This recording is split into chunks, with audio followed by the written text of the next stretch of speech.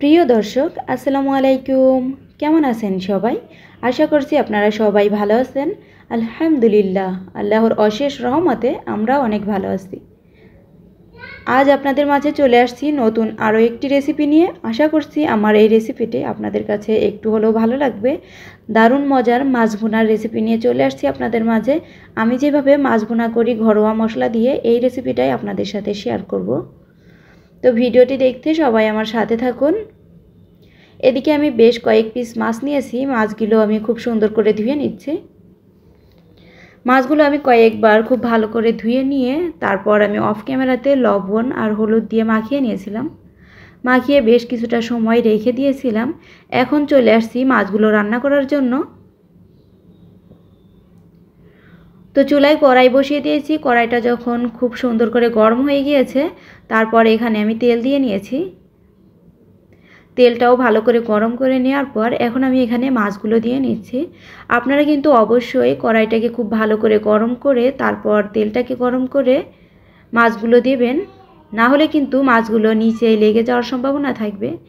যারা একদমই নতুন রাঁধুনি কিংবা ব্যাচেলার, তাদের জন্য আমার এই রেসিপিটা অনেক হেল্পফুল হবে। আপনারা ঠিক এই নিয়মেই এই রেসিপি যদি করে থাকেন, যে কোনো মাছের রেসিপি, তাহলে মাছগুলো খেতে অনেক ভালো লাগবে। মাছের ভুনাটা আশা করি অনেক বেশি সুস্বাদু হবে। তো মাছগুলো আমি উল্টে পাল্টে দুইটা পিঠ খুব সুন্দর করে ভেজে নিচ্ছি। এখন মাছগুলো আমি নামিয়ে নিচ্ছি। একদমই ঘরোয়া মশলাই সাদামাটাভাবে আমি যে রান্নাগুলো করি এগুলাই আপনাদের সাথে শেয়ার করি। তো আমি দুইবারে খুব সুন্দর করে মাছগুলো ভেজে নিয়েছি। এখন আমি নামিয়ে নেব। অনেকে আছে মাছ না ভেজে আর কি কষিয়ে রান্না করে, ওইটাও খেতে ভালোই লাগে। তো আপনারা যারা মাছ ভাজা না খেতে পারেন, আপনারা কষিয়ে এভাবে রান্না করতে পারেন।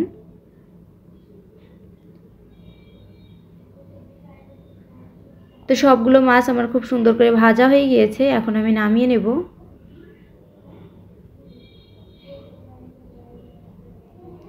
মাছ ভাজার পর যে অবশিষ্ট তেলটা ছিল, ওই তেলের মধ্যে আমি এখানে পেঁয়াজগুলো দিয়ে নিচ্ছি। তো পেঁয়াজ কুচিগুলো আমি বাদামি কালার হয়ে আসা পর্যন্ত খুব সুন্দর করে ভেজে নেব।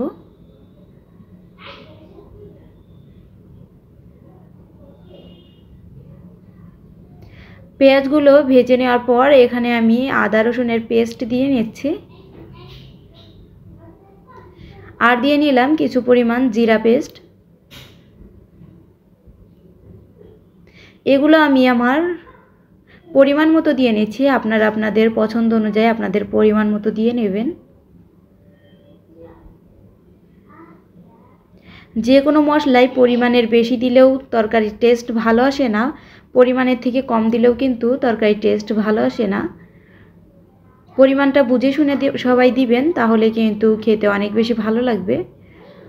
তো তারপর এখানে দিয়ে নিলাম আমি কিছুটা মরিচ পেস্ট, শুকনা মরিচের পেস্ট। এখন দিয়ে নিলাম স্বাদ মতো লবণ আর হলুদ। এগুলো কিছুটা সময় তেলের সাথে আমি ভেজে নেব।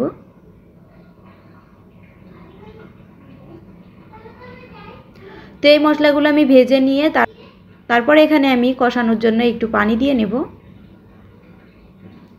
তো আমি অফ ক্যামেরাতে কষানোর জন্য পানি দিয়েছিলাম। পানি দিয়ে মশলাটাকে আরও সুন্দর করে কষিয়ে নেব। খুব ভালোভাবে কষিয়ে নিতে হবে। মশলার যে এক্সট্রা গন্ধ আছে, গন্ধটা যেন চলে যায়, সুন্দর ভাজা ভাজা একটা ফ্লেভার আসে, ততক্ষণ পর্যন্ত আমি মশলাটা ভেজে নেব। তো মশলাটা আমার খুব সুন্দর করে কষিয়ে নেওয়া হয়ে গিয়েছে। এখন আমি এখানে মাছগুলো দিয়ে নেব। তো মাছগুলো দিয়ে আমি কিছুটা সময় কষিয়ে নেব।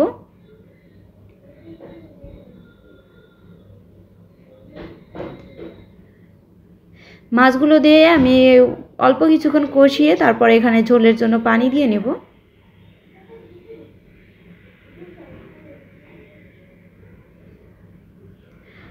তো মাছগুলো কিছুটা সময় কষিয়ে নিয়েছি আমি, এখন ঝোলের জন্য পানি দিয়ে নিচ্ছি।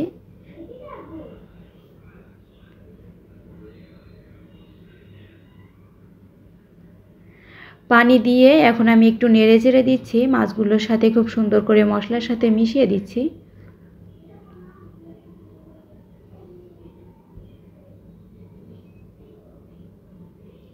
তো ঢাকনা দিয়ে আমি কিছুটা সময় রান্না করে নিব।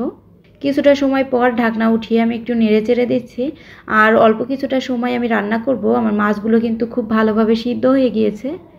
আরও অনেক বেশি রান্না করলে মাছগুলো ভেঙে যাবে। তো এই পর্যায়ে আমি এখন নামিয়ে নিব। তো এদিকে আমি মাছ ভুনাটা নামিয়ে নিয়েছি। দেখতে মাশাআল্লাহ অনেক লোভনীয় লাগছে, খেতেও অনেক সুস্বাদু হয়েছিল। আশা করব আমার রেসিপি দেখে আপনারা একটু নিরাশ হবেন না। এভাবে যদি রান্না করেন অবশ্যই খেতে অনেক ভালো লাগবে। তো এতক্ষণ পর্যন্ত যারা আমার ভিডিওটি দেখছেন সবাইকে জানাই অসংখ্য ধন্যবাদ। সবাই ভালো থাকবেন, সুস্থ থাকবেন। আল্লাহ হাফেজ।